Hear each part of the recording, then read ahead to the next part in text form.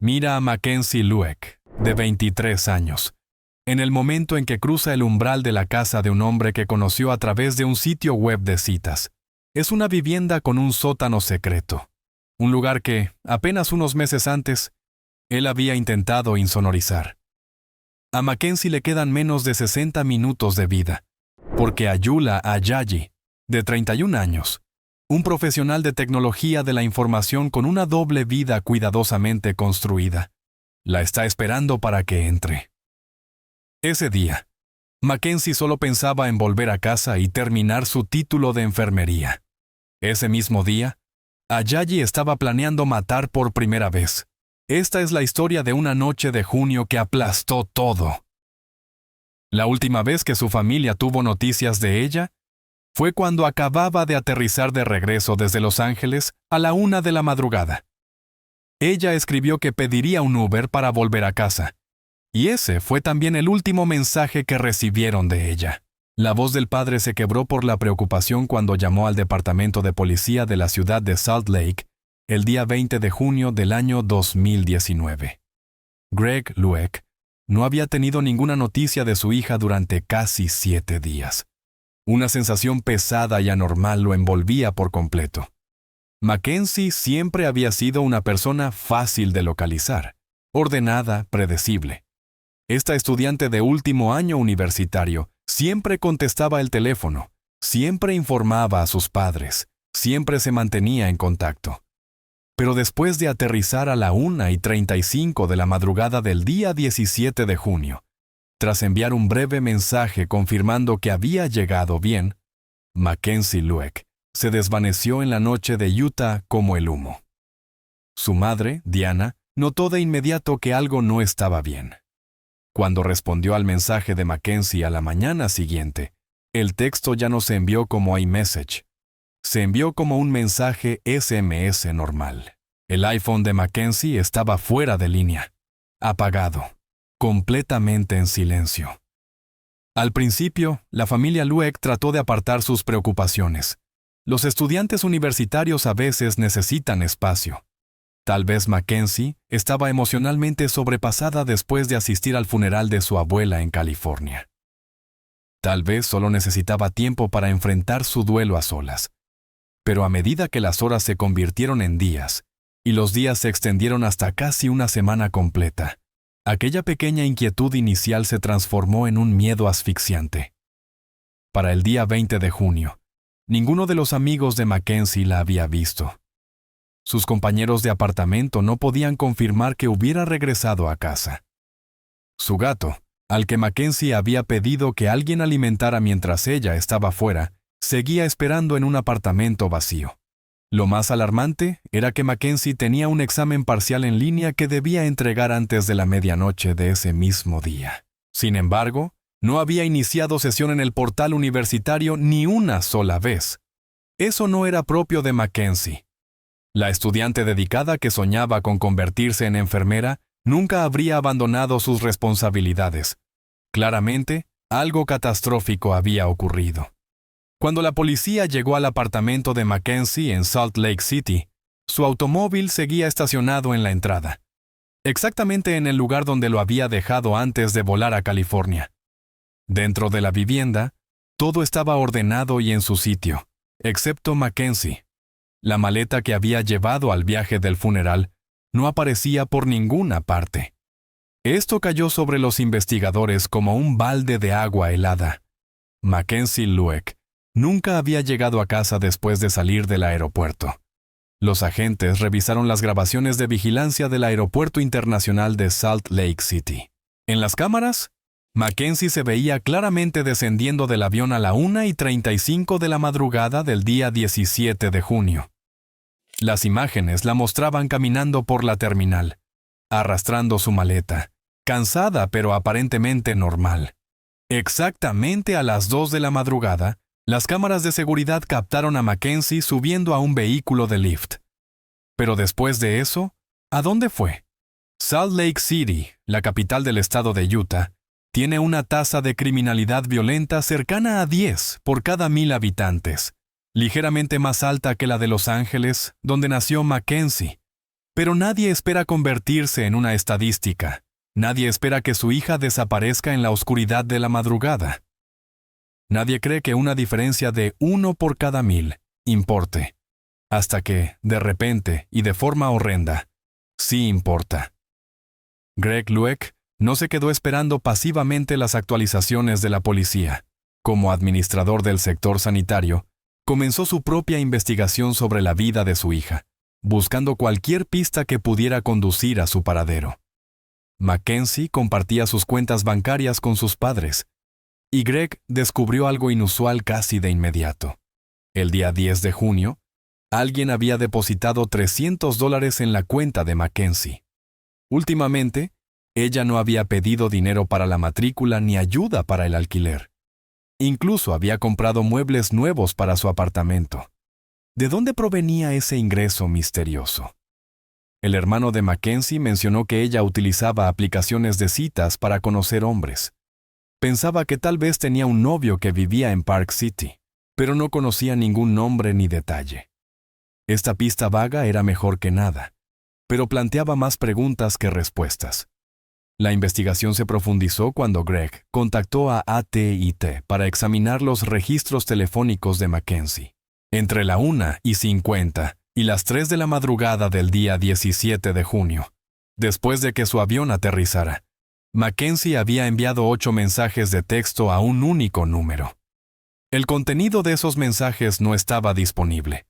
Podían ser pruebas cruciales, o simplemente la organización de su viaje de regreso a casa. La verdad seguía siendo frustrantemente incierta.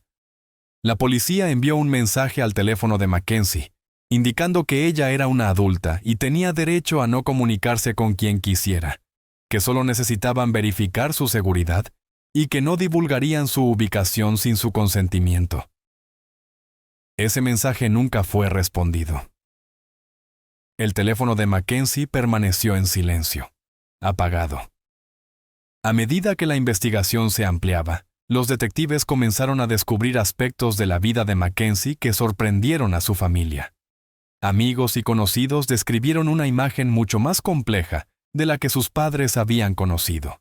Nacida el día 8 de marzo del año 1996 en el suburbio costero de El Segundo, en Los Ángeles, Mackenzie era la segunda de 4 hijos y la única mujer. En la escuela secundaria destacó en los equipos de natación y waterpolo. También ayudó a fundar un club de concienciación sobre el cáncer de mama. Llevó su pensamiento feminista a la Universidad de Utah, donde se convirtió en una presencia activa dentro de la hermandad Alpha Chi Omega, enfocada en la concienciación y prevención de la violencia doméstica. Pero últimamente, Mackenzie había estado luchando. Según una amiga, había sido víctima de una agresión en el año 2018 y tenía dificultades para procesar el trauma. Asistía a terapia, tomaba medicación para la depresión, intentaba sanar mientras enfrentaba al mismo tiempo la presión de terminar sus estudios. Una compañera de la hermandad reveló que Mackenzie había expresado interés en convertirse en bailarina en un club, no porque necesitara dinero desesperadamente. Una amiga explicó que estaba tratando de recuperar la confianza y la seguridad en sí misma, reconociendo que era muy tímida y deseaba volverse más abierta y sociable. Un amigo varón contó a los investigadores algo aún más complejo. Según él, Mackenzie participaba en un tipo de citas transaccionales. Utilizaba aplicaciones y sitios web de citas de nicho para conectarse con hombres mayores que ofrecían regalos y dinero a cambio de compañía. La página principal de estos sitios prometía una nueva forma de crear y desarrollar relaciones. Mackenzie había iniciado sesión en uno de ellos el día 16 de junio, solo unas horas antes de desaparecer. Esta revelación explicaba el misterioso depósito de $300. Pero también habría una línea de investigación peligrosa. ¿Cuántos hombres había conocido Mackenzie? ¿Quién de ellos podría haber querido hacerle daño? El amigo mencionó que ella se había conectado con alguien en una aplicación de citas unas 3 semanas antes, pero no conocía ningún detalle sobre ese hombre misterioso. ¿Por qué Mackenzie tomó esas decisiones? Algunos podrían argumentar que estaba asumiendo riesgos innecesarios al conocer extraños a través de aplicaciones o considerar trabajos en la industria del entretenimiento para adultos. Pero Mackenzie era una adulta que tomaba sus propias decisiones sobre su cuerpo, su tiempo y su vida. Tenía todo el derecho de explorar esos caminos sin esperar violencia como consecuencia. La responsabilidad de lo que ocurrió después recae por completo en el criminal que la estaba esperando. Los investigadores finalmente localizaron al conductor del Lyft, que había recogido a Mackenzie en el aeropuerto. Su testimonio aportó detalles cruciales.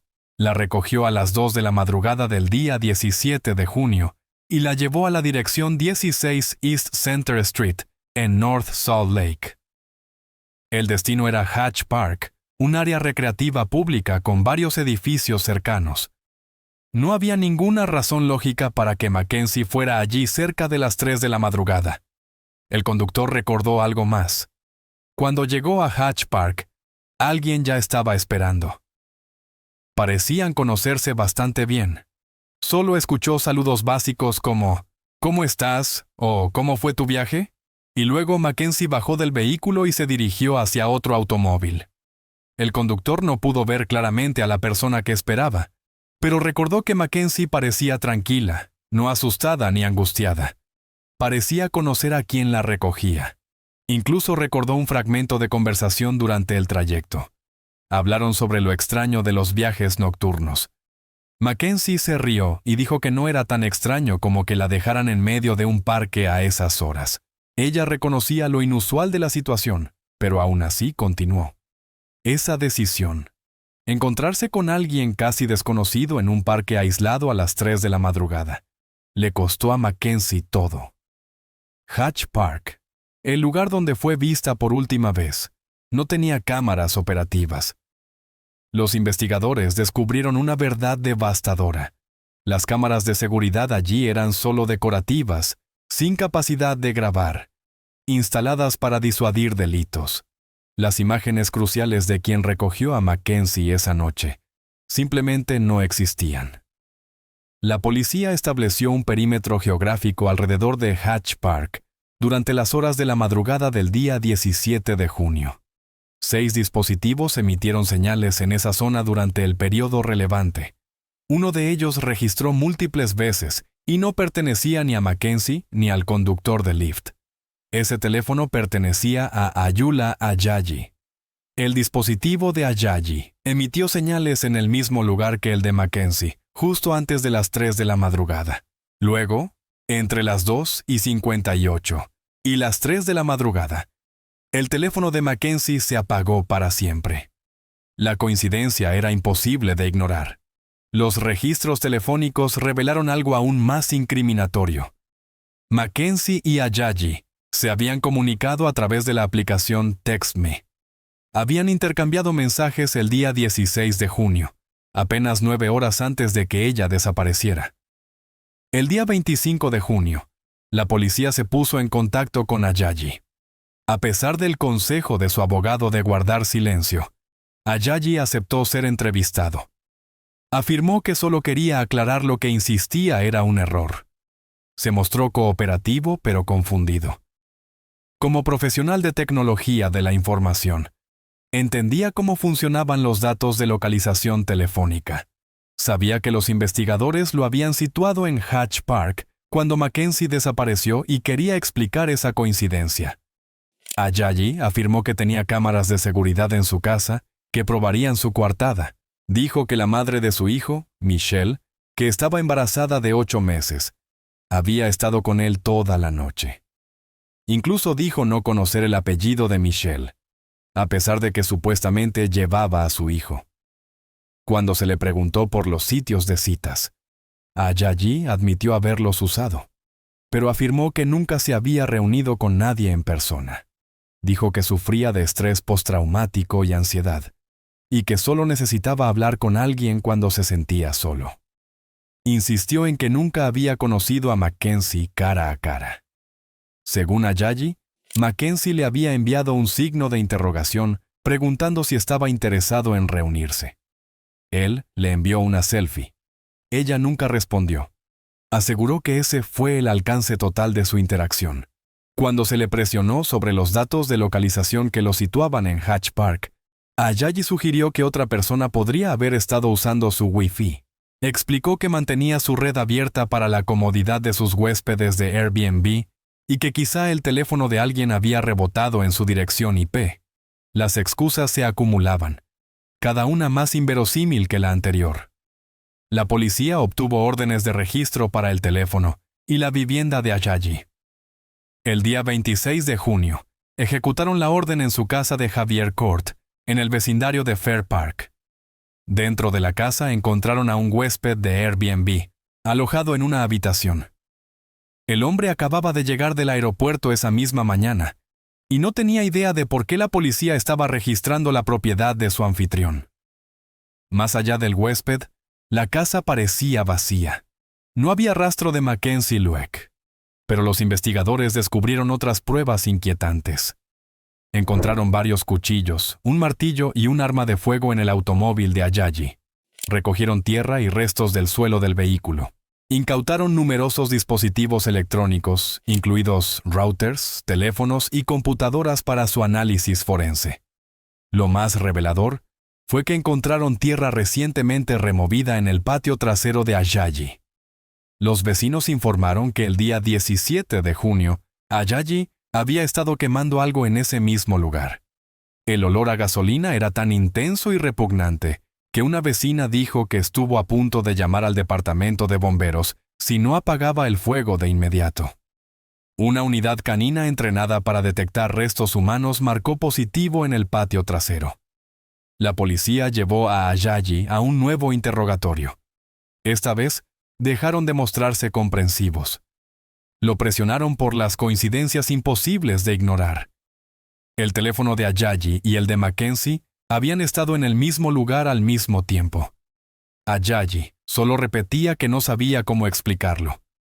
Cuando los investigadores le preguntaron si no sabía o si no recordaba, Ajayi no tuvo una respuesta convincente. Insistió en que los datos de localización debían estar equivocados. Mantuvo que había estado en casa toda la noche con Michelle y que nunca había conocido a Mackenzie. Pero la evidencia física se acumulaba en su contra. Los investigadores encontraron fragmentos de huesos humanos en el patio trasero. Descubrieron pruebas biológicas y restos humanos identificables. Recuperaron un teléfono celular quemado del pozo de fuego. Ajayi tenía una explicación para todo, que estaba quemando basura, tal vez algo de su propia ropa, que la tierra en su coche provenía de plantar flores, que cualquier rastro de sangre en el refrigerador del garaje podía ser de ganado que procesaba como alimento. Nada tenía sentido.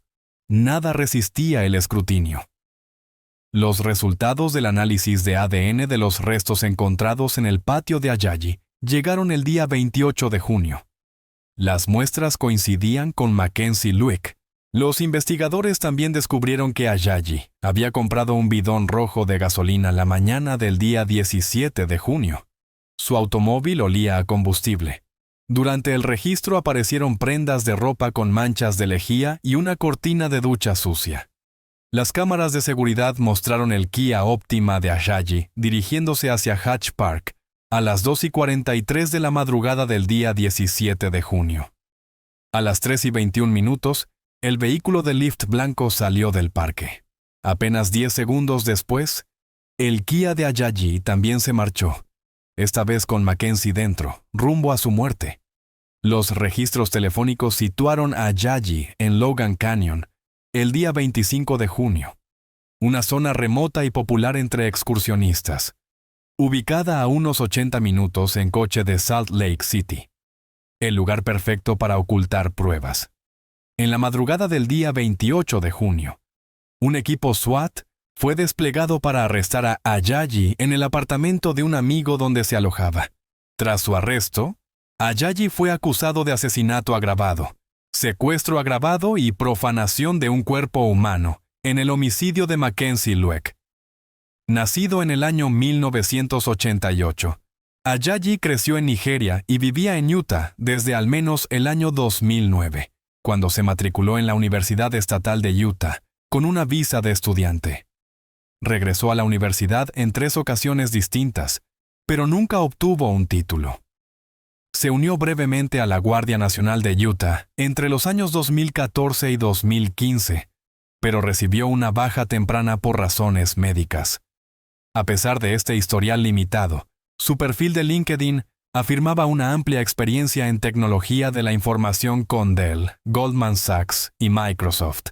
Aunque la página fue eliminada y la veracidad de esas afirmaciones sigue siendo incierta. Ajayi había intentado una carrera como modelo, describiéndose a sí mismo como alto, musculoso, divertido, romántico y violento. Una agente de modelos recordó haberlo conocido en un evento de networking y se negó a trabajar con él porque no se sentía segura teniéndolo cerca de sus modelos jóvenes. Ajayi se autopublicó un libro en el año 2018 con un contenido inquietante. Estuvo casado con una mujer que vivía en Texas, quien posteriormente declaró que Ajayi se volvió violento cuando ella se negó a mudarse a Utah. Dijo que una vez tuvo que saltar por una ventana para escapar mientras él la amenazaba con un cuchillo. Ajayi había sido investigado por conductas violentas en los años 2014 y 2018, pero nunca fue condenado. Un contratista reveló que Ajayi le había pedido construir una habitación insonorizada en su sótano, con ganchos en las paredes y una cerradura de huella digital. El contratista rechazó el trabajo porque su instinto le dijo que algo estaba terriblemente mal. Una empleada de limpieza también renunció después de un solo día al descubrir que la casa estaba llena de cámaras, incluso en el dormitorio principal. Ella comparó a Ajayi con Ted Bundy y dijo que supo de inmediato que algo no estaba bien. Durante el análisis de los dispositivos electrónicos de Ajayi, la policía supuestamente descubrió material ilegal relacionado con menores. Inicialmente fue acusado de 19 cargos, pero estos fueron retirados posteriormente como parte de un acuerdo de culpabilidad. El día 2 de julio, la policía inició una búsqueda en Logan Canyon. Al día siguiente, hicieron el descubrimiento devastador que todos temían. El cuerpo de Mackenzie yacía en una tumba poco profunda. Tenía las manos atadas a la espalda y su cuerpo mostraba signos de trauma, incluido un fuerte golpe en la cabeza. El panorama completo de las últimas horas de Mackenzie finalmente salió a la luz. Ajayi había conectado con ella a través de un sitio web de citas desde el año 2018. Habían acordado encontrarse después de que ella regresara de California. Ajayi lo había planeado desde el principio. El día 7 de octubre del año 2020, Ajayi se declaró culpable de asesinato agravado en primer grado y profanación de un cuerpo humano. A cambio, se retiró la posibilidad de la pena de muerte. Fue condenado a cadena perpetua sin posibilidad de libertad condicional. A Mackenzie Lueck solo le quedaban 2 semestres para alcanzar su título de enfermería. Frente a ella estaba el sueño de la escuela de medicina, una vida dedicada a cuidar y sanar a los demás. Había pasado su juventud aprendiendo a ayudar a las personas a levantarse después del dolor. Pero entonces, en un momento desviado en plena noche, no se encontró con su futuro, sino con un monstruo en un parque a las 3 de la madrugada. Y en apenas unas horas, ese monstruo borró todo lo que ella podría haber llegado a ser, dejando un vacío imposible de llenar. La noche del 9 de agosto de 2025, en un pequeño apartamento del Boulevard Lancaster, California, 3 niños dormían profundamente cuando su madre, Sheila Lisbeth Cabrera, de 33 años, fue brutalmente apuñalada por el mismo hombre en quien alguna vez había depositado toda su confianza, Josimar Cabrera, solo porque ella se atrevió a decir: «Me voy a divorciar y voy a denunciarte por maltrato». Menos de 4 horas después, la cámara del timbre Ring de un vecino grabó en silencio a un hombre, arrastrando algo muy pesado envuelto en una gran tela hacia el maletero de un sedán plateado, para luego perderse en la oscuridad, rumbo directo al Bosque Nacional Ángeles, una extensión salvaje de más de 700,000 acres. A la mañana siguiente, el apartamento estaba en absoluto silencio. Los 3 niños se despertaron sin su madre, y aquel padre abrazó a sus 3 hijos pequeños y huyó hasta Perú, creyendo que desaparecería para siempre. Pero ese video en blanco y negro de las 4 de la mañana hizo estremecer a todo Estados Unidos y dio inicio a la persecución transfronteriza más intensa del verano de 2025. ¿Te atreves a escuchar toda esta historia? Una madre que huyó de la violencia durante 10 años y que al final no logró escapar de las manos del hombre que la controlaba hasta su último aliento. Cuando Sheila Lisbeth Cabrera dejó Perú, llevaba consigo la misma esperanza que millones de personas que empiezan una nueva vida lejos de su tierra. La esperanza de seguridad, estabilidad y oportunidades. Quería darle a sus hijos todo lo que ella nunca tuvo. Mudarse a Estados Unidos no fue solo cambiar de país, fue un salto de fe. Llegó con sueños, valentía y la determinación de una madre de construir un futuro desde cero. A los 33 años, Sheila Lisbeth Cabrera ya había logrado mucho de lo que alguna vez soñó en Lancaster, California. Era conocida como una madre amorosa de 3 niños pequeños, de 9, 6 y 4 años, y como una mujer que trabajaba sin descanso para mantenerlos. Amigos y vecinos siempre hablaban de su calidez y generosidad. Era de esas personas que recordaban cumpleaños ajenos. Llevaba comida a quien lo necesitaba y seguía sonriendo, aunque ella misma estuviera pasando por dificultades. Los más cercanos describían a Sheila Lisbeth Cabrera como una madre entregada y una amiga leal. Se enorgullecía de los pequeños detalles. Cocinaba con sus propias manos platos peruanos para sus hijos, los ayudaba con las tareas y decoraba el modesto apartamento del Boulevard Lancaster con fotos, dibujos de los niños y toques de color que lo convertían en un verdadero hogar. Aunque sus recursos eran limitados, creó un espacio lleno de risas y amor. Pero detrás de esa aparente calma y normalidad, algo mucho más oscuro estaba ocurriendo. Yosimar Cabrera, su esposo, parecía desde fuera un compañero atento. Reía en público, hacía el papel de padre y daba la impresión de ser un hombre de familia estable. Sin embargo, detrás de las puertas cerradas la realidad era muy distinta. Incluso antes de mudarse a Estados Unidos, Sheila Lisbeth Cabrera ya lo había denunciado por maltrato en Perú. Según su madre, que aún vive en Lima, Yosimar la golpeaba, la maltrataba e incluso llegó a pegar al menor de los hijos.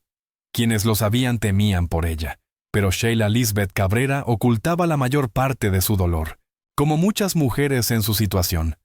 Esperaba que todo cambiara al empezar una nueva vida en el extranjero. Lamentablemente, la violencia no se quedó atrás. Simplemente la siguió hasta California. Sus amigas comenzaron a notar cambios en Sheila Lisbeth Cabrera. Su energía alegre se apagaba poco a poco, reemplazada por un cansancio silencioso. Seguía sonriendo, seguía ayudando a los demás, pero su mirada se volvió más lejana.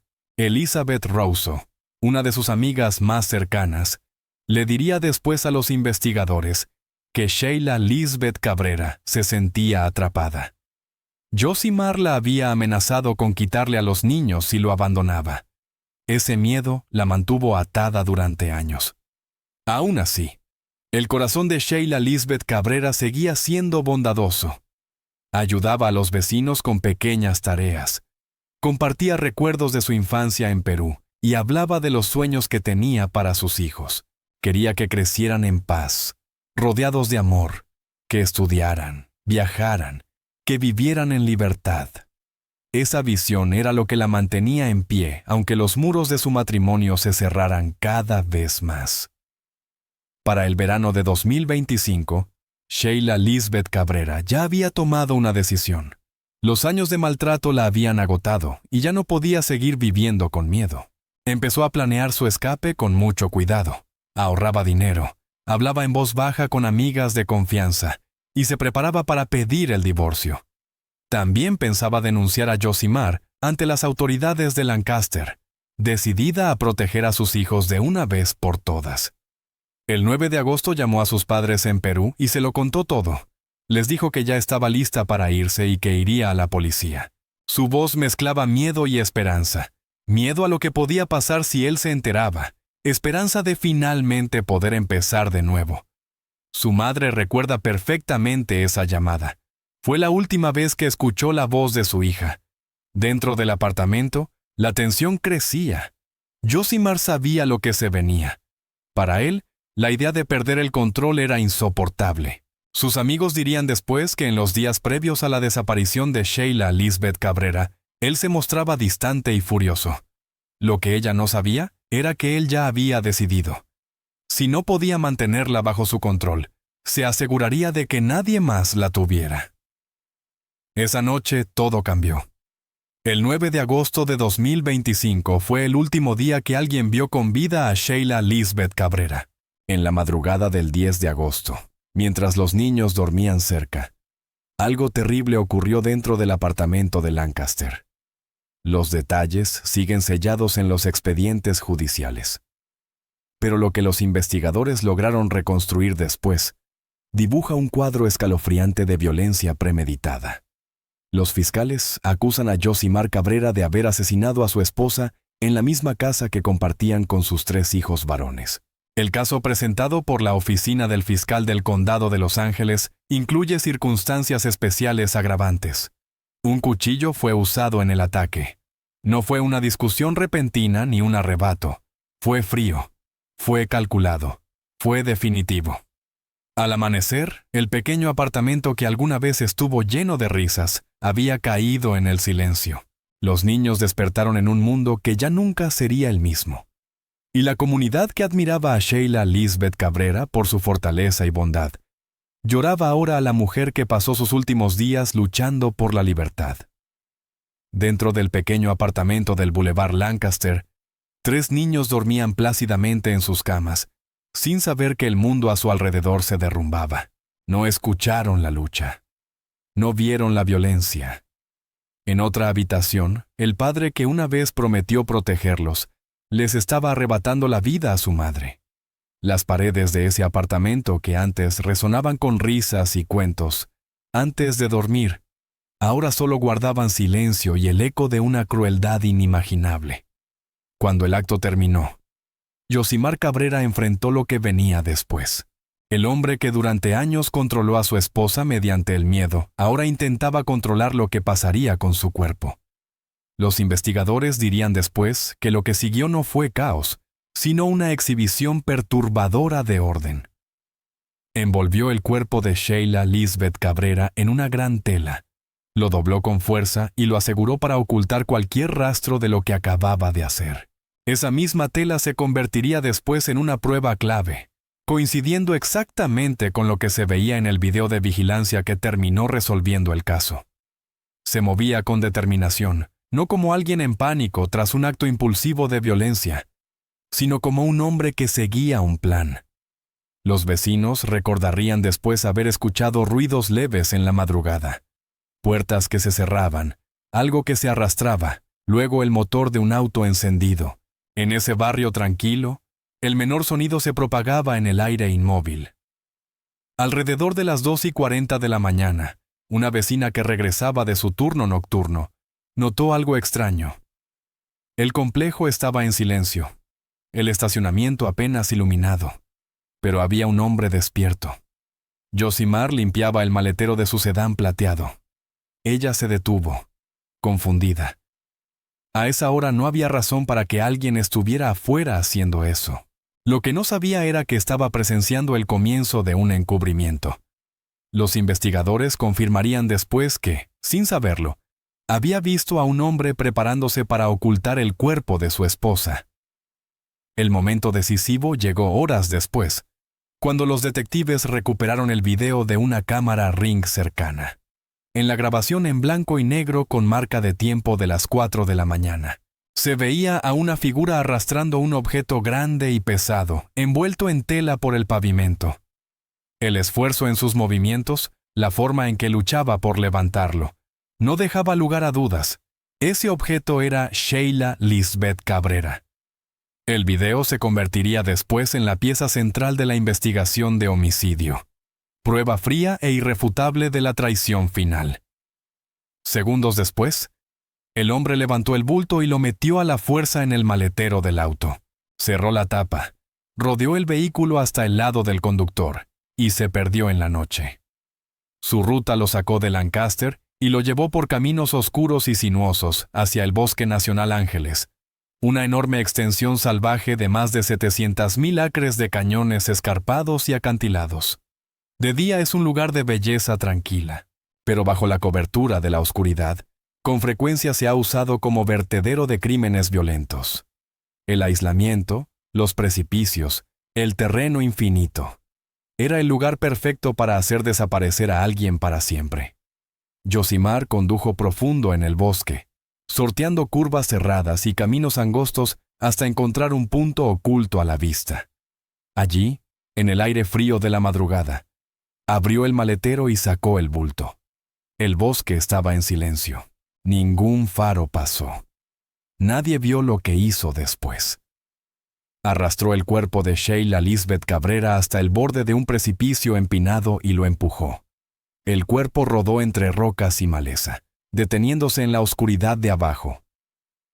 La mujer que una vez compartió su casa, sus comidas, su vida. La madre de sus 3 hijos fue abandonada como un objeto desechable. Cuando terminó, Josimar volvió al auto y regresó a casa. Dentro del apartamento, los niños seguían dormidos, sin saber que su madre nunca regresaría. Al amanecer, comenzó a preparar su siguiente acto: las mentiras. 2 días después, el 12 de agosto de 2025, las amigas de Sheila Lisbeth Cabrera entraron en desesperación. No habían sabido de ella desde el 9 de agosto.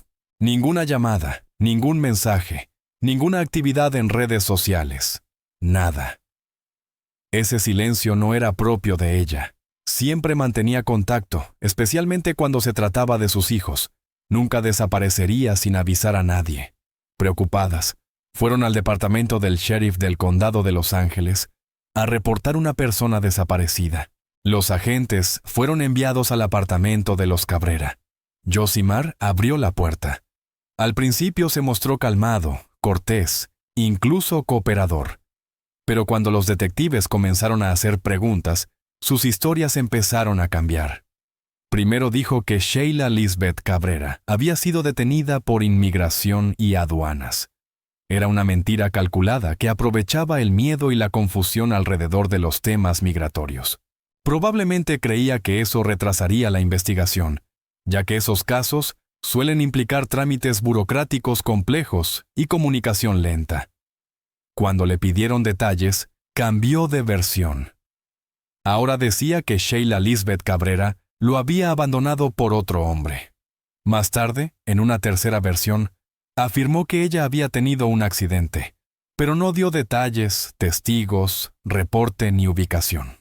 Cada historia contradecía la anterior. Cada nueva explicación se derrumbaba ante la pregunta más simple. Los detectives pronto se dieron cuenta de que no estaban hablando con un esposo preocupado. Estaban hablando con un hombre que intentaba ocultar lo que había hecho.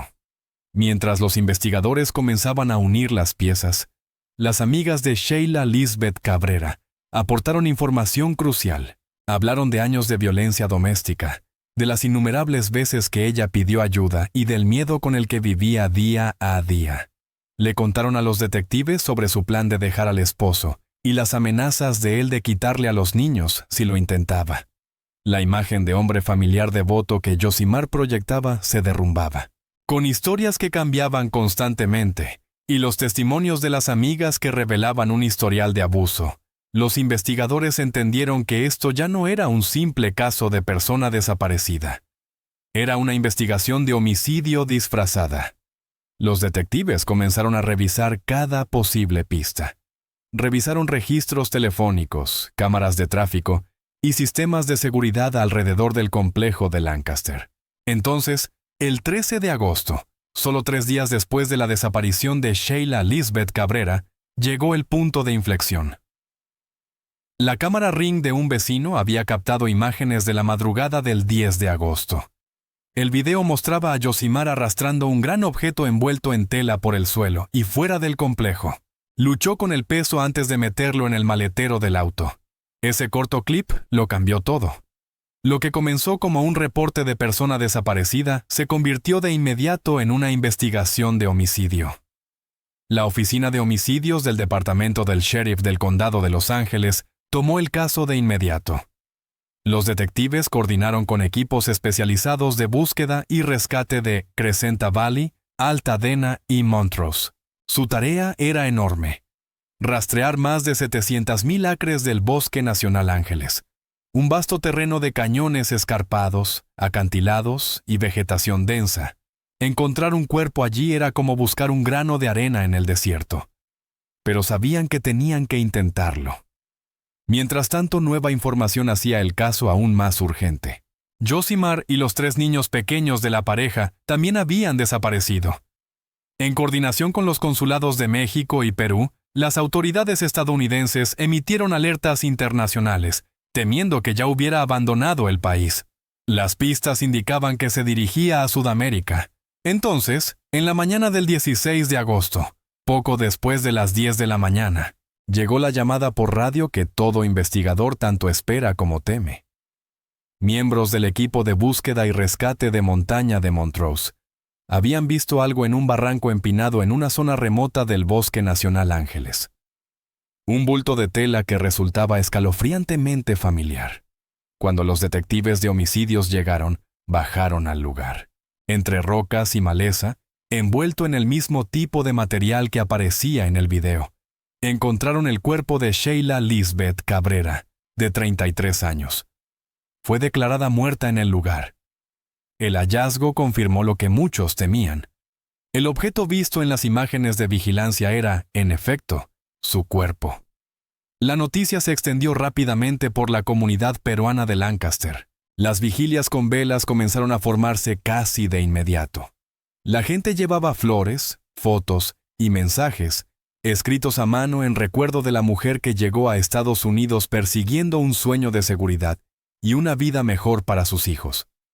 En cambio, encontró una muerte violenta a manos del hombre en quien más confiaba. Ese mismo día, los investigadores recibieron noticias desde Perú. Los 3 niños Cabrera habían sido localizados a salvo y puestos bajo protección. Seguían vivos, pero su madre ya no estaba y su padre era ahora un fugitivo internacional. Esa noche, decenas de personas se reunieron frente al ayuntamiento de Lancaster. Algunos sostenían velas, otros carteles que decían: «Justicia para Sheila Lisbeth Cabrera y ni una más». La comunidad se unió en el dolor, sus rostros iluminados por la luz de las velas mientras recordaban a la madre, amiga y vecina que tanto había dado a los demás. Mientras tanto, al otro lado del continente, Josimar Cabrera ya estaba a miles de kilómetros, escondido en Perú, moviéndose por ciudades e intentando mantenerse un paso adelante de la ley. Pero los investigadores cerraban el cerco. La misma tecnología, perseverancia y cooperación que había revelado su crimen, pronto lo pondría cara a cara con la justicia. Tras huir de Estados Unidos, Josimar cruzó fronteras internacionales en un intento desesperado por escapar. Fue detenido no una, sino 2 veces. Primero en México y luego en Perú, ambas veces viajando por tierra, tratando de adelantarse a las autoridades. Aunque fue interrogado, en ambas ocasiones fue liberado. En ese momento los fiscales estadounidenses aún no habían presentado cargos formales, por lo que los gobiernos extranjeros no tenían base legal para retenerlo. Era una demora frustrante para los investigadores que ya sabían que él era responsable de la muerte de Sheila Lisbeth Cabrera. Cuando Josimar finalmente llegó al Aeropuerto Internacional Jorge Chávez en Lima, Perú, las autoridades locales ya lo esperaban. Fue interceptado, interrogado, y los 3 niños pequeños que viajaban con él fueron puestos bajo protección. Sin embargo, sin una orden formal de extradición ni cargos presentados por Estados Unidos, la policía peruana no tenía autoridad para detenerlo. El hombre sospechoso de matar a su esposa quedó libre de irse mientras sus hijos eran entregados a los servicios de protección infantil. En los días siguientes, el caso atrajo atención tanto en Estados Unidos como en Perú. La historia de Sheila Lisbeth Cabrera se viralizó en redes sociales y medios de comunicación, con muchas personas preguntándose cómo era posible que su asesino estuviera libre mientras su familia lloraba. El Ministerio de Relaciones Exteriores de Perú, en coordinación con funcionarios consulares estadounidenses, intervino rápidamente para garantizar la seguridad de los niños. En solo unos días, los 3 pequeños fueron sacados de Lima, hicieron escala en Ciudad de México y regresaron a Los Ángeles, donde se reunieron con su abuela materna, Elga Rosillo. Para Elga Rosillo fue una reunión desgarradora. Sus nietos estaban a salvo, pero su hija se había ido para siempre. Mientras tanto, al otro lado del continente, los fiscales del condado de Los Ángeles trabajaban a toda velocidad. Los detectives de la Oficina de Homicidios del Departamento del Sheriff del Condado de Los Ángeles recopilaron cientos de páginas de pruebas. El video de vigilancia, declaraciones de testigos, hallazgos forenses del apartamento y el historial de denuncias por violencia doméstica de Sheila Lisbeth Cabrera. El 21 de agosto el expediente fue presentado a la oficina del fiscal para revisión formal. Ese mismo día, al final de la jornada, el equipo fiscal anunció que acusaban a Yosimar de un cargo de asesinato, con la circunstancia especial de haber usado un cuchillo como arma mortal. A la mañana siguiente se emitió una orden de arresto con fines de extradición y se notificó oficialmente a Interpol. Una notificación roja, equivalente a una orden de captura internacional, fue distribuida en todo el mundo identificando a Yosimar como fugitivo acusado de homicidio. El caso se convirtió en prioridad máxima tanto para el Departamento de Justicia de Estados Unidos como para la Policía Nacional del Perú. Reportes desde Perú describían una cacería intensa. Agentes seguían movimientos a lo largo de la carretera panamericana, revisaban hoteles y terminales de transporte, coordinando estrechamente con oficinas de Interpol en México y Estados Unidos. Durante casi 2 semanas, Yosimar permaneció prófugo. Pero con la notificación roja activa, cada paso que daba era más peligroso. Su rostro circulaba por bases de datos internacionales, alertas fronterizas y medios de ambos países. Los investigadores creen que la creciente presión le dejó pocas opciones. Finalmente, el 27 de agosto de 2025, Yosimar se entregó. Entró a la sede de Interpol en Lima y se rindió. La Policía Nacional del Perú difundió el video del momento de su captura. Yosimar aparece esposado, vestido con una camiseta negra con el logo de Interpol, flanqueado por agentes a ambos lados.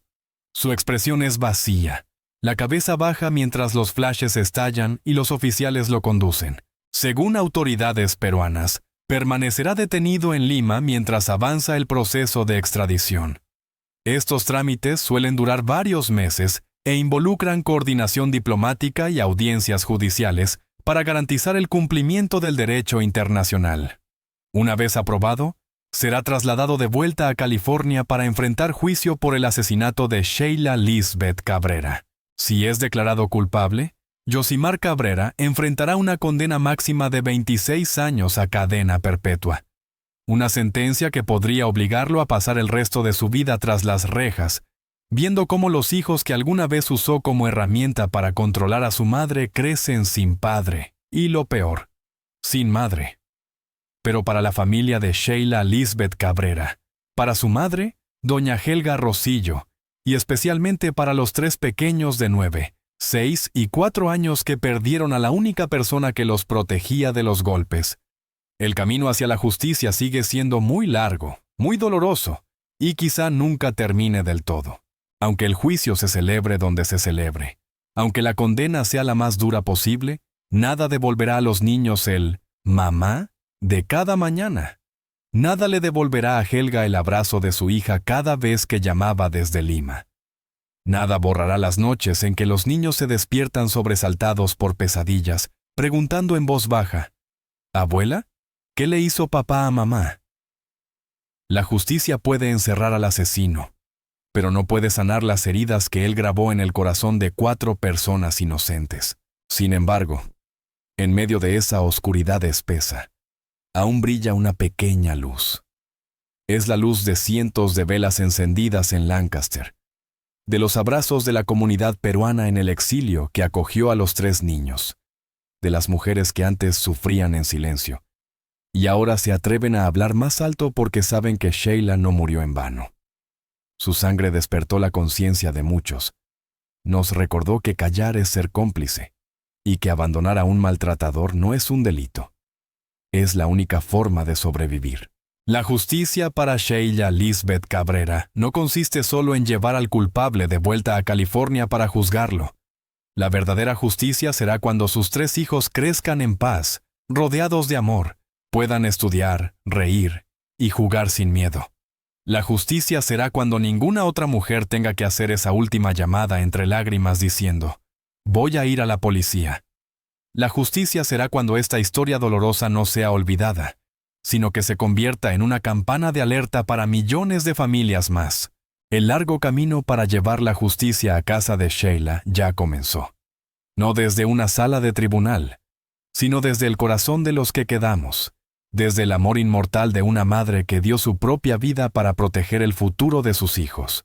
Ella no alcanzó a ver ese día, pero nosotros podemos seguir caminando por ella. Sheila Lisbeth Cabrera, la valiente madre de Lancaster, nunca será olvidada, y nosotros jamás nos callaremos.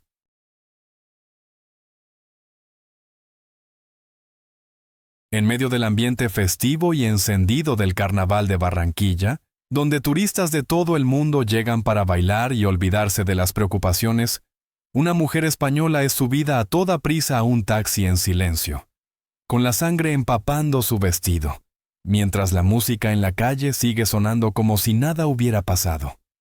Apenas unas horas antes, ella todavía enviaba fotos sonriendo a sus hijos desde Europa, prometiéndoles que mamá se va una semana y luego vuelve. Pocos días después, su cuerpo regresó en un ataúd.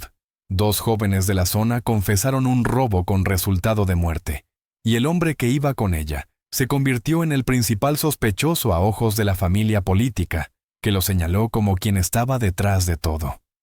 ¿Fue aquello solo un robo aleatorio en una noche de fiesta, o una ejecución cuidadosamente disfrazada entre un mar de gente y fuegos artificiales?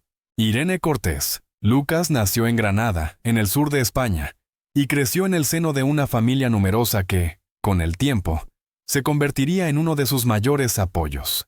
Su infancia no está detallada en ningún registro, pero se sabe que desde muy pequeña mostró un carácter independiente, decidido y con una clara capacidad para abrirse camino por sí misma.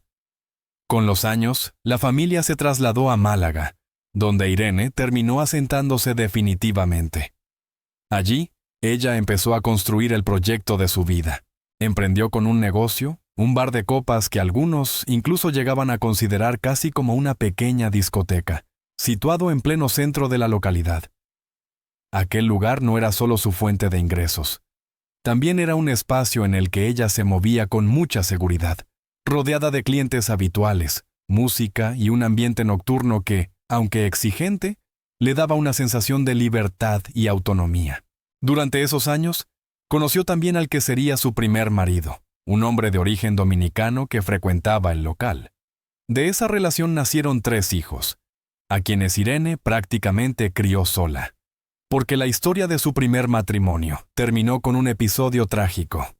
Su pareja fue detenida por tráfico de drogas y posteriormente murió en prisión. Los detalles alrededor de aquel hecho nunca llegaron a aclararse del todo, pero aquello dejó a Irene con 3 hijos muy pequeños y con toda la responsabilidad de mantener su vida y la de ellos. Aún así, Irene siguió adelante, mantuvo el negocio y continuó trabajando sin parar. Sin embargo, su nombre volvió a aparecer años después en algunos documentos judiciales relacionados con el tráfico de sustancias ilegales. En el año 2005, fue condenada a 7 años de cárcel y a una multa considerable, una sentencia que intentó recurrir ante instancias superiores.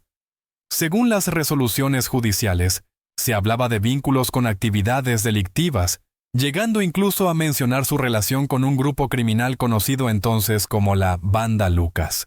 Y aunque, como ya se ha dicho, Irene presentó recursos en los años 2007 y 2008 para solicitar la suspensión de la condena, todas estas peticiones fueron rechazadas.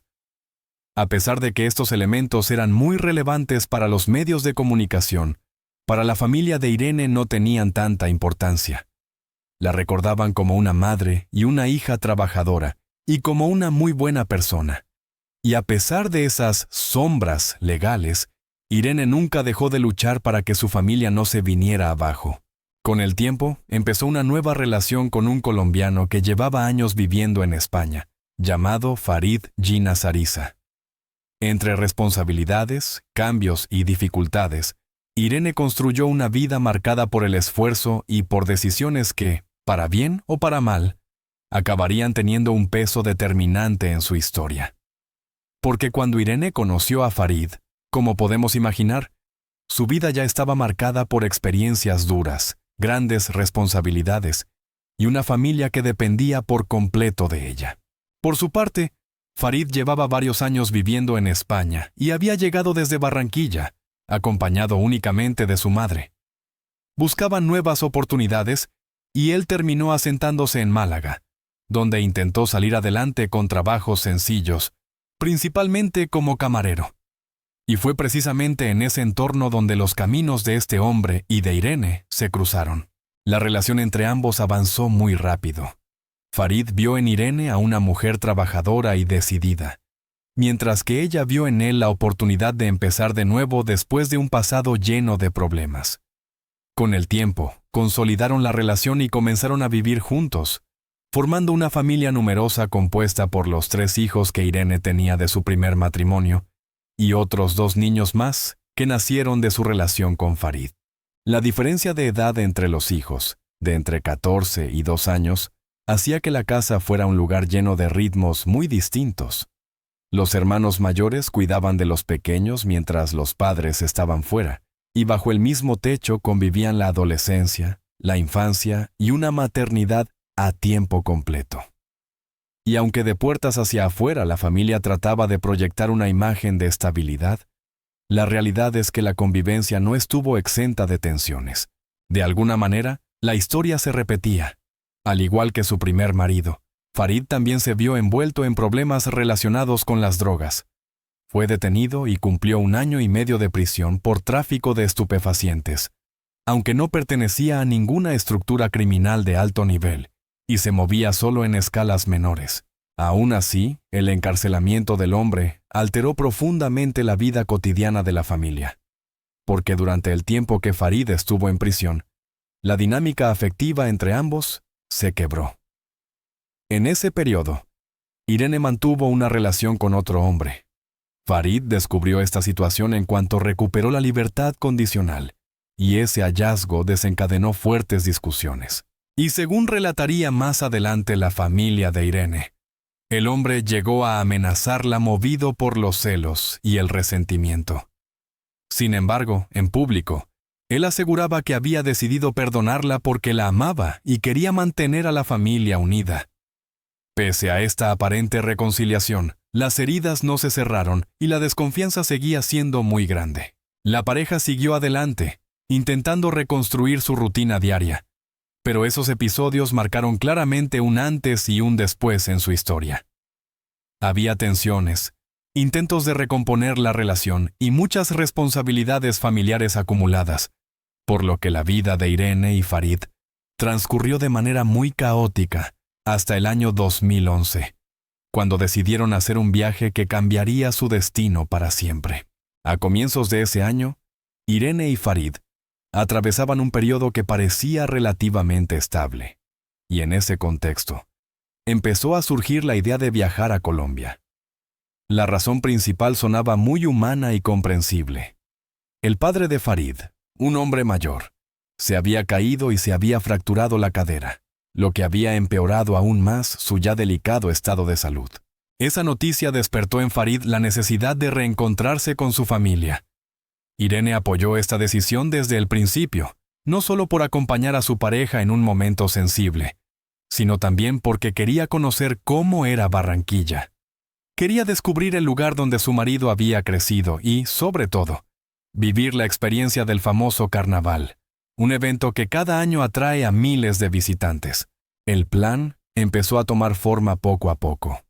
Eligieron las fechas, hicieron cuentas, reservaron el alojamiento y organizaron todo para dejar a los 5 niños al cuidado de la madre de Irene. Todo parecía encajar. Sin embargo, justo antes del viaje ocurrió algo que incomodó a muchos. Irene había guardado una suma de dinero y ese dinero desapareció de repente, sin ninguna explicación. Nadie sabía a dónde había ido a parar, y aquella pérdida era enorme para ellos. Sus ingresos eran muy modestos, y estuvieron a punto de cancelar el viaje. Pero a pesar de todo, decidieron seguir adelante, y ambas familias, tanto en España como en Colombia, colaboraron en la medida de sus posibilidades para compensar el dinero perdido. Finalmente, el domingo 27 de febrero de 2011, Irene y Farid aterrizaron en Barranquilla. Mientras tanto, los hijos se quedaron en España y ellos les enviaban fotos, los llamaban por teléfono y les contaban las fiestas y los lugares que estaban conociendo. Nadie imaginaba que la vida de todos estaba a punto de dar un giro radical. Aquel viaje, que había empezado como un reencuentro familiar, una fiesta y una oportunidad para que la pareja se acercara de nuevo, se convertiría en el escenario de una tragedia. Con todos estos antecedentes, llegamos a la noche del 2 de marzo de 2011. Todo comenzó como una salida cualquiera entre familiares. Después de varios días en Barranquilla, Irene y Farid cenaron con 2 parientes de él, un hombre y una mujer, que los habían acogido durante su estadía. La idea era relajarse un poco, disfrutar del ambiente festivo y conocer algunos lugares.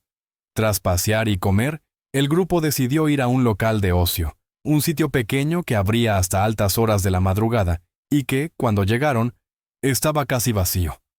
Las cámaras de seguridad de este lugar se convertirían más tarde en un elemento clave para reconstruir minuto a minuto lo ocurrido.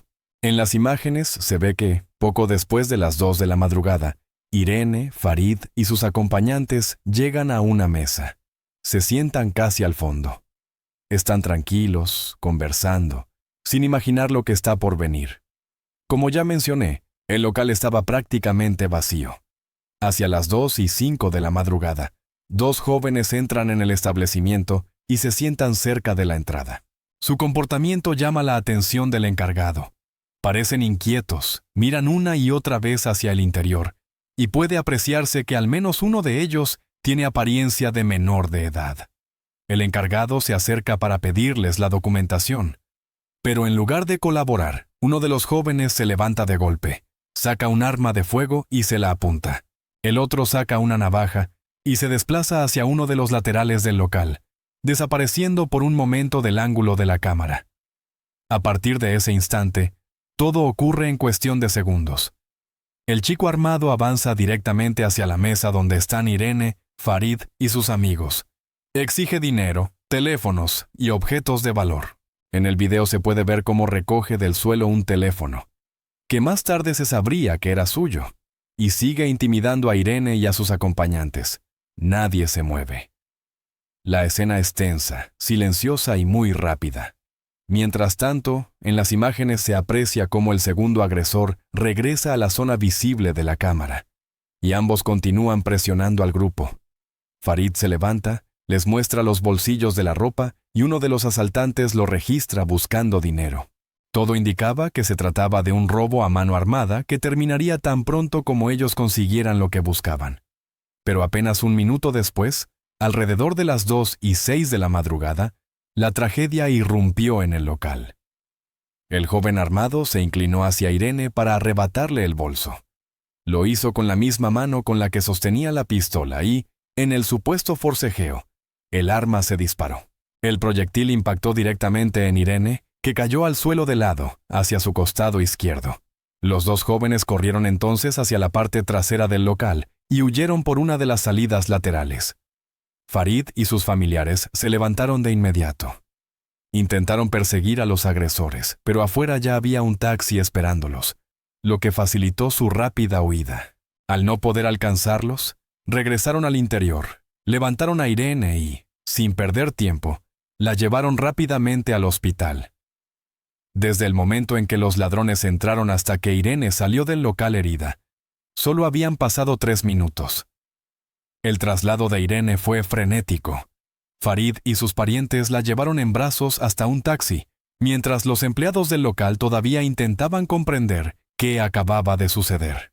El vehículo recorrió las calles de Barranquilla a toda velocidad, pero cuando llegaron al centro médico, los esfuerzos no fueron suficientes. Irene fue declarada fallecida poco tiempo después de su ingreso, aunque algunas versiones señalan que ya no presentaba signos vitales cuando llegó. En cualquier caso, lo cierto es que perdió la vida a causa de aquel disparo. Mientras todo esto ocurría en Colombia, la familia de Irene no sabía aún nada. Fue su hijo mayor, de tan solo 14 años, quien recibió la primera llamada de Farid. Él le informó, de forma breve y confusa, que su madre había tenido un accidente. Para un adolescente, esa palabra no explicaba nada.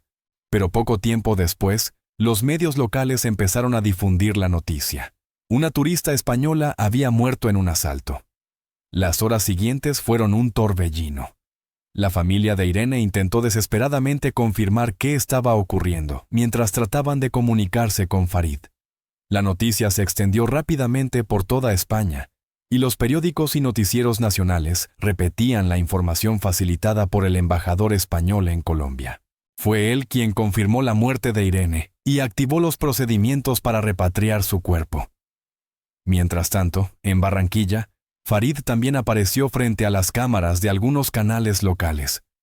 El hombre se veía afectado, relatando lo que había sucedido. Mientras describía el asalto y el disparo, la policía colombiana ya trabajaba en la identificación de los responsables. Como ya dije, el hecho tuvo lugar en plena temporada de carnaval, un periodo en el que la presencia policial suele ser mayor. Y este despliegue permitió una respuesta rápida, porque apenas un día después de los hechos, las autoridades anunciaron la detención de uno de los jóvenes y pidieron la colaboración ciudadana para localizar al otro. La investigación contaba con un elemento clave, como ya hemos mencionado, las grabaciones de las cámaras de seguridad. Y mientras en Colombia el caso avanzaba a una velocidad que nadie esperaba, en España apenas comenzaban las primeras horas de conmoción. La familia de Irene intentaba comprender qué había pasado y por qué la mujer que se había ido una semana con la intención de disfrutar estaba regresando a casa en un ataúd. El impacto inicial dio pronto paso a dudas, contradicciones y acusaciones, dividiendo el caso en dos versiones. Por un lado, la versión oficial, y por otro, la de la familia de Irene. En ese primer momento, lo único que existía era dolor, desconcierto y la necesidad de obtener respuestas. La reacción de las autoridades colombianas, como ya he señalado, fue muy rápida a ojos de muchos.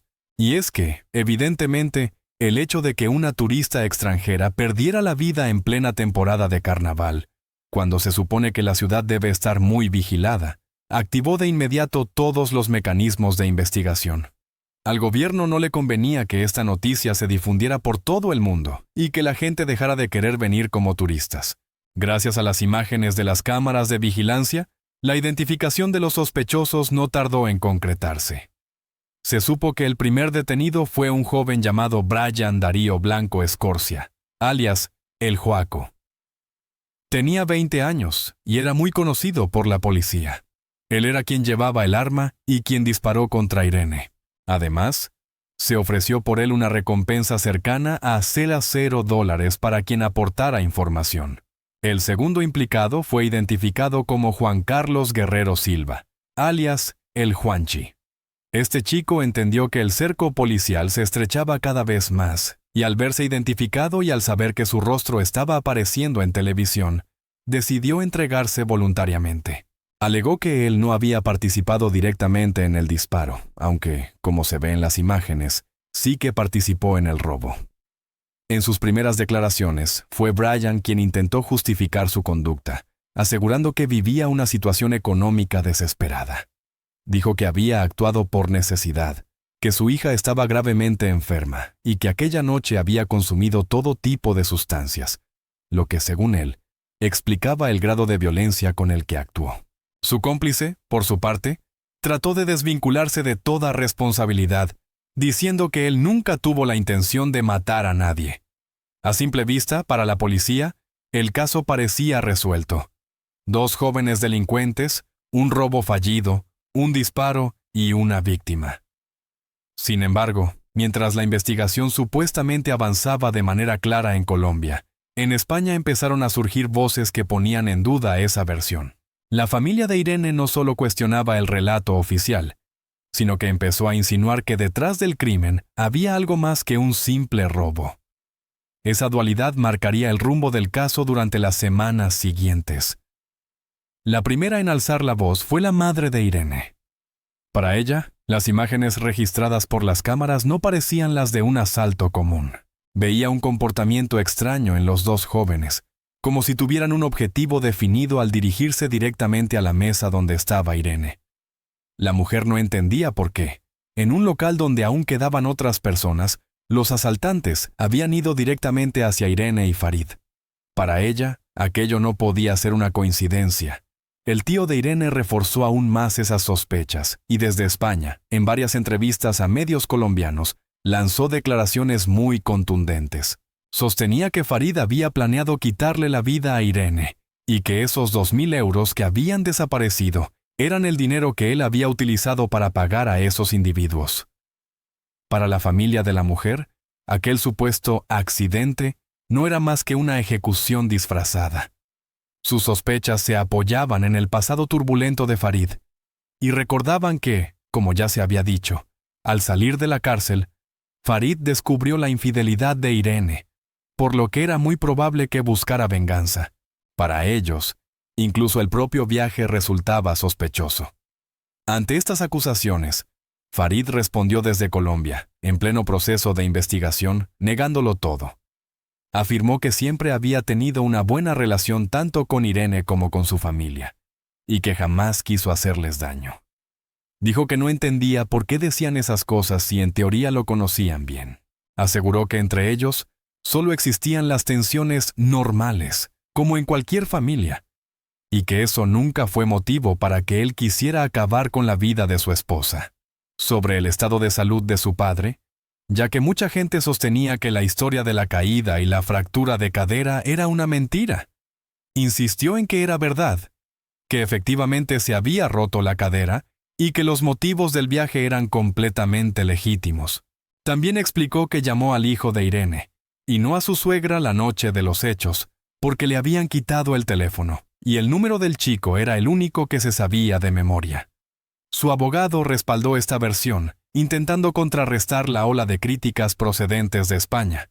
Pero a pesar de estas aclaraciones, las dudas no desaparecieron. La familia de Irene cuestionó asimismo la legalidad del viaje, asegurando que Farid no podía salir de España porque todavía se encontraba cumpliendo una condena en libertad condicional. Él negó esto y sostuvo que fue la propia Irene quien verificó las restricciones que él tenía y que en ninguna de ellas se mencionaba la prohibición de viajar a Colombia. Mientras tanto, la justicia seguía viendo el caso como un delito común, un robo a mano armada que había terminado de forma trágica. Mientras todo esto ocurría, el cuerpo de Irene fue trasladado de nuevo a España, donde la familia le dio el último adiós. 12 días después de que le arrebataran la vida, se llevó a cabo la repatriación, y todo culminó en un funeral que la familia jamás había imaginado vivir. Entre las personas que acudieron al sepelio, se escuchaban gritos pidiendo justicia. Pedían a las autoridades colombianas y españolas, e incluso al presidente español de aquel momento, José Luis Rodríguez Zapatero, que hicieran justicia para la familia de Irene. Hubo otro detalle que tampoco pasó desapercibido. Farid no asistió al funeral de Irene. Su ausencia avivó todavía más las sospechas de la familia. Para ellos, no había ninguna explicación razonable que justificara que un hombre que había vivido tantos años con ella y tenía 2 hijos en común, no estuviera presente en la despedida final. Farid, sin embargo, ofreció su propia versión. Dijo que no regresó a España porque temía por su seguridad. Según él, la familia de Irene lo había amenazado. En ese contexto, antes de salir de Colombia, pocos días después, solicitó a las autoridades una orden de protección personal y afirmó que necesitaba una garantía para evitar cualquier enfrentamiento con su familia política. Este argumento contrastaba bastante con las declaraciones previas del propio Farid. en las que afirmaba que nunca había existido tensión entre ellos. Él alegó que pedía esa medida porque las tensiones surgieron después de los hechos, no antes, cuando todavía vivía tranquilo con Irene. Mientras tanto, en Colombia, menos de 2 meses después de la muerte de la joven madre, los 2 jóvenes implicados fueron llevados a los tribunales. El primero en ser juzgado fue Brian Darío Blanco Escorcia, de 20 años. Como ya se ha dicho, él fue quien disparó contra Irene. Brian intentó de nuevo presentarse ante el tribunal como un chico acorralado por la necesidad y la desesperación. Siguió insistiendo en que tenía una hija gravemente enferma y sostuvo que el disparo no había sido intencional. Pero para las autoridades, las imágenes de la cámara eran pruebas irrefutables, así que tuvo que enfrentarse a cargos de homicidio agravado, hurto calificado y agravado, y porte ilegal de armas de fuego. Dado que había muchas pruebas y era evidente que, si el caso llegaba ante un tribunal y un jurado, sería declarado culpable. Él mismo decidió declararse culpable. Esa decisión le permitió acceder a una rebaja de la pena de un 50%, y fue condenado solo a 23 años y 2 meses de prisión. Mientras tanto, llegó el turno de Juan Carlos Guerrero Silva, que tenía 18 años en aquel momento. Él aceptó todos los cargos que se le imputaban. Su defensa argumentó que no había participado en el disparo, pero las autoridades lo consideraron partícipe directo. También fue declarado culpable y recibió una condena menor, de aproximadamente 17 años de prisión. Tanto Juan como Brian fueron enviados a distintas prisiones. Brian fue trasladado a una de las cárceles más peligrosas de Colombia, llamada Modelo de Barranquilla. Con estas sentencias, para el sistema judicial colombiano el caso quedó resuelto. Los 2 autores habían sido identificados, juzgados y encarcelados, y no quedaban más líneas de investigación. Pero para la familia de Irene, seguía existiendo una línea más, la de un asesinato por encargo. Las autoridades colombianas insistieron en varias ocasiones en que nunca habían encontrado indicios que respaldaran esta hipótesis, pero eso tampoco logró disipar las dudas que seguían latentes en España. La rapidez con la que se resolvió el caso no era, según la familia de Irene, un signo de eficacia, sino de superficialidad. Estaban convencidos de que detrás de aquel supuesto robo fortuito había algo más, y esa idea siguió alimentando los conflictos entre ellos y Farid durante meses. Mientras tanto, Farid terminó regresando a España con la esperanza de retomar su vida junto a sus hijos y alejarse del foco mediático. Sin embargo, el ambiente que lo esperaba a su regreso estaba muy lejos de lo que él imaginaba. Las sospechas de la familia de Irene no solo no disminuyeron, sino que se intensificaron, y su retorno no supuso ningún cierre, sino el inicio de una nueva etapa marcada por la tensión. Farid contó que, al volver a España, tuvo que ir a la casa donde había vivido con Irene para recoger sus pertenencias, y que para hacerlo, necesitó la presencia de varios agentes de policía que lo escoltaran, ya que había recibido numerosas amenazas por parte de los familiares de Irene. Llevaba consigo una sensación de peligro constante, y por ello solicitó nuevas órdenes de protección. Paralelamente, contrató a un abogado y presentó una denuncia por amenazas. Este proceso, sin embargo, no se desarrolló como él esperaba, ya que el tribunal acabó absolviendo a la familia de Irene, considerando que aquellas palabras habían sido solo producto del dolor y que no había existido ninguna acción real que pudiera hacer que Farid se sintiera verdaderamente amenazado. Para Farid, esta decisión fue un golpe que empezó a desgastarlo emocionalmente. Además de las tensiones con la familia política, su situación económica se deterioró rápidamente. Afirmó que la familia de Irene le había quitado los bienes que compartían, como el bar, los apartamentos, la discoteca y una empresa que Irene había puesto a nombre de su madre pero que él gestionaba. Sostuvo que, con la muerte de su esposa, prácticamente lo habían dejado sin nada, y que su única fuente de ingresos era una pensión de viudedad muy pequeña, totalmente insuficiente para mantener a sus hijos y hacer frente a los crecientes gastos legales. Reconoció que, en ese momento, no podía salir de España porque las autoridades le habían retenido el pasaporte, y atribuyó esta medida al escándalo generado por la familia de Irene. No obstante, la familia de la mujer llegó a sostener en algunos artículos que Farid había regresado a Colombia con un pasaporte falso. En el plano personal, Farid explicó que todo su entorno también cambió. Contó que antes del asesinato tenía amigos y un círculo cercano, pero que después de los hechos ya nadie quería hablar con él, y que las personas que se le acercaban a conversar lo hacían solo para interrogarlo de forma encubierta. A partir de entonces, Farid aseguraba que lo único que le daba fuerzas para seguir adelante eran sus hijos, los dos que tuvo con Irene y otro más nacido de una relación anterior. Subrayaba que, pese a todo, su conciencia estaba tranquila. Pero quienes no compartían esa visión, una vez más, eran los familiares de Irene. Y aunque ninguna autoridad abrió ninguna investigación adicional en su contra, la sospecha se convirtió en una carga social que lo acompañó durante años. Farid no tuvo que enfrentarse a ningún proceso judicial por la muerte de Irene, ni en Colombia ni en España, pero la familia de ella continuó señalándolo como el responsable intelectual. Para las autoridades, el caso estaba completamente cerrado, puesto que los dos implicados habían sido capturados, juzgados y condenados. Sin embargo, esta conclusión no logró cerrar las profundas heridas de la familia de Irene. La versión completa de la historia, si es que alguna vez existió de manera clara, quedó fragmentada entre los dos países. Lo único indiscutible en todo esto es que una mujer se fue, dejando atrás a 5 hijos, 5 víctimas indirectas que ahora tendrán que crecer sin su madre. Y es precisamente en ese vacío donde la historia de Irene sigue viva, no en las sentencias ni en los debates que nunca llegan a una respuesta definitiva, sino en la memoria de unos niños que siempre recordarán la sonrisa de su madre, en el remordimiento de quienes la quisieron, y en la sensación de una verdad incompleta que quizá nunca se aclare del todo. Un caso cerrado sobre el papel, pero que para quienes se quedaron se parece más a una puerta entreabierta, donde el dolor, la duda y el amor hacia Irene siguen existiendo, en silencio, pero sin desaparecer jamás.